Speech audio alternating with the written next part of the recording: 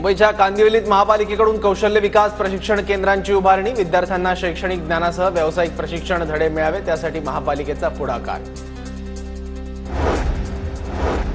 पुणे शहरात अखाद्य बर्फाचा सर्रास वापर, दूषित पाण्यापासून तयार केलेल्या बर्फामुळे आजारांना निमंत्रण मिळण्याची शक्यता।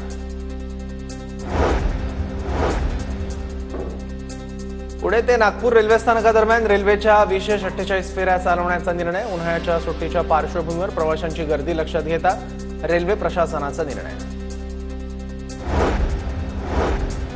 पुण्यातील पुरंदर विमानतळाच्या प्रकल्पासाठी ड्रोनद्वारे सर्व्हे करण्यात येणार, 7 गावांचा ड्रोनद्वारे सर्व्हे करून सीमा निश्चिती करण्यात येणार।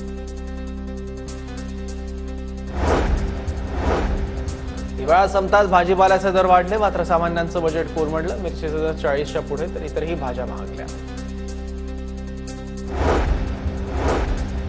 परळी तालुक्यातील कनेरवाडी इथल्या शेतकरी नवनाथ फड यांनी खरबूज पिकासह आंतरपीक म्हणून मिरचीची केली लागवड। सध्या मिरचीला चांगला भाव मिळत असल्यानं शेतकऱ्याला नफा, 12 गुंठ्यामध्ये तब्बल 2 ते सव्वा 2 लाख रुपयांचं उत्पन्न।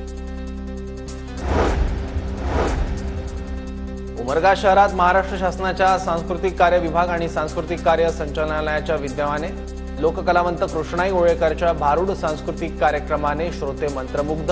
रंग भारुडाचे वारी लोककलेची या रंगतदार लोककलेवर आधारित कार्यक्रमाला प्रेक्षकांची भरभरून पसंती।